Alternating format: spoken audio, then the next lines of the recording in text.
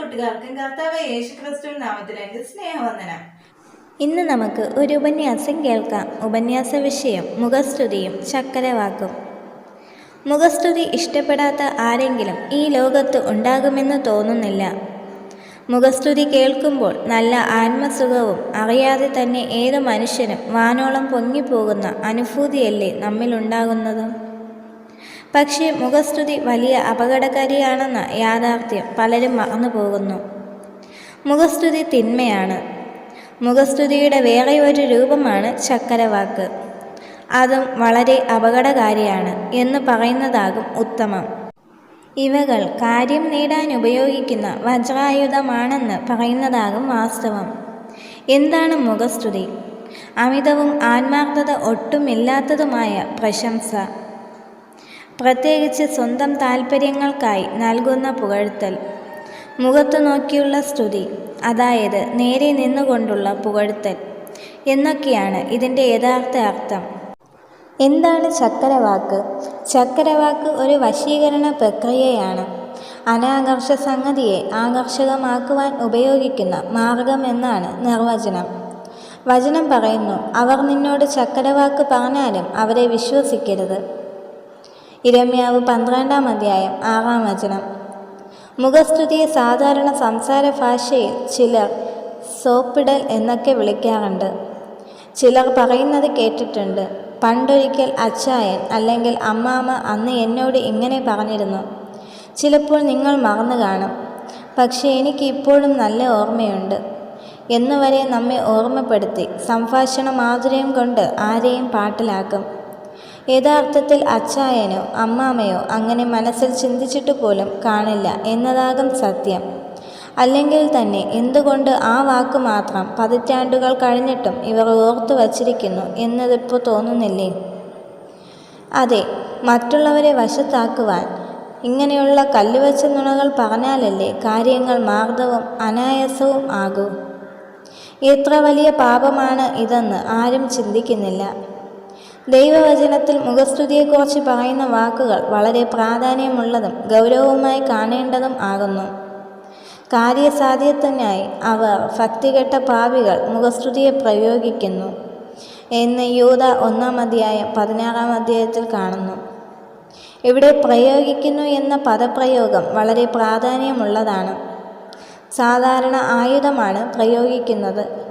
അപ്പോൾ മുഖസ്തുതിയും ഒരു ആയുധമെന്ന് നേരത്തെ പറഞ്ഞത് എത്രയോ സത്യമാണ്. കൂടാതെ ഇങ്ങനെയുള്ളവരുടെ വർണ്ണന 12 മുതൽ 13 വരെയുള്ള വാക്യങ്ങളിൽ പറഞ്ഞിരിക്കുന്നു.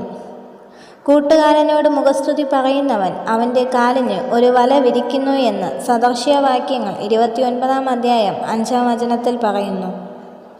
മുഖസ്തുതി പറയുന്നവരെ കുടിച്ച വെള്ളത്തിൽ പോലും വിശ്വസിക്കാനോ അവരുടെ മനസ്സ് വായിച്ചറിയുവാനോ ഒരിക്കലെങ്കിലും സാധിച്ചിട്ടുണ്ടോ? ഇത് ആത്മീയ മേഖലയിൽ വളരെയധികം പ്രയോഗിക്കപ്പെടുന്നു.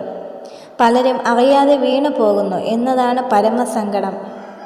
അവർക്ക് 2 മുഖമുണ്ടെന്ന് പറയുന്നതാകും ഉത്തമം. മാത്രമല്ല, അവർ ഒരിക്കലും വായിച്ചെടുക്കുവാൻ സാധിക്കാത്ത പുസ്തകത്തിൻ്റെ താളുകൾ ആണെന്ന് പറയുന്നതാണ് അതിലും ഉത്തമം. പലപ്പോഴും വിമർശിക്കുന്നവരെ നമുക്ക് ഒട്ടും ഇഷ്ടമല്ല.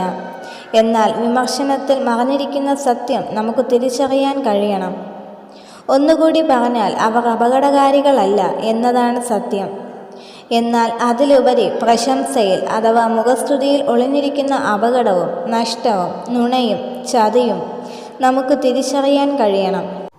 കാരണം അവരുടെ മുഖ്യ ഉദ്ദേശം കാര്യസാധ്യത്തിനായി മുഖസ്തുതി പ്രയോഗിക്കുന്നു, അല്ലെങ്കിൽ അവരുടെ മനസ്സിൽ ദുരുദ്ദേശമുണ്ട് എന്നല്ലേ? ഇങ്ങനെ വചനം നമുക്ക് മുന്നറിയിപ്പ് നൽകുന്നുണ്ട്. ചിലർ മുഖസ്തുതി പറഞ്ഞ് വശീകരിക്കാൻ സമർത്ഥരാണ്. നാം അറിയാതെ തന്നെ അവർക്ക് വംശവദരായി അഥവാ കീഴ്പ്പെട്ടു പോകുന്നു എന്നതാണ് വാസ്തവം. പക്ഷേ എല്ലാം സത്യങ്ങളും തിരിച്ചറിഞ്ഞ് മനസ്സിലാക്കിയും വരുമ്പോഴേക്കും നേരം പുലരുന്നു എന്നതാണ് സങ്കടം. എന്നാൽ അവർ എത്രമാത്രം നമ്മെ മുഖസ്തുതി കൊണ്ട് ഒട്ടി നിന്നാലും സ്വാധീനിച്ചാലും നാം അവരുടെ നേരെ ഒന്ന് വിരൽ ചൂണ്ടിയാൽ ഒരു നിമിഷം കൊണ്ട് അവരുടെ തനി ഗുണവും രൂപവും പ്രകടമാകും. ഇങ്ങനെയുള്ളവരുടെ സ്നേഹവും സ്നേഹപ്രകടനങ്ങളും പെരുമാറ്റവും തികച്ചും വ്യാജമാണ്.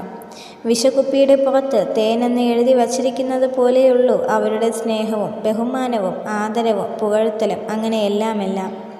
ആത്മാർത്ഥതയുടെ നിഴൽ പോലും ഇവരുടെ ജീവിതത്തിലും പെരുമാറ്റത്തിലും ഉണ്ടായിരിക്കയില്ല. വചനം പറയുന്നു, നാവുകൊണ്ട് അവർ മധുരവാക്ക് പറയുന്നു, എങ്കിലും നാവുകൊണ്ട് അവർ ചതിക്കുന്നു.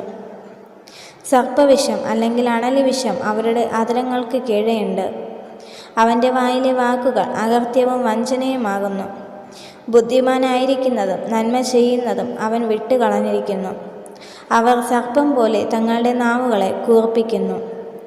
എന്നാൽ ഭക്തനായ ഇയ്യോബ് എടുക്കുന്ന പ്രതിജ്ഞ വളരെ ശ്രദ്ധേയമാണ്. മുഖസ്തുതി പറയുവാൻ എനിക്ക് അറിഞ്ഞുകൂടാ. അങ്ങനെ ചെയ്താൽ എൻ്റെ സൃഷ്ടാവ് ക്ഷണത്തിൽ എന്നെ നീക്കിക്കളയും. അതുകൊണ്ട് ഞാൻ ഒരുത്തൻ്റെയും പക്ഷം പിടിക്കയില്ല, ആരോടും മുഖസ്തുതി പറയുകയുമില്ല. വളരെയേറെ ശരിയായ തീരുമാനമാണ് ഇവിടെ ഇയ്യോബ് പറയുന്നത്.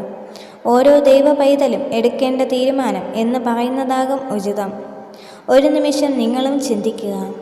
ദൈവം നിങ്ങളെ എല്ലാവരെയും ധാരാളമായി അനുഗ്രഹിക്കട്ടെ. ആമേൻ.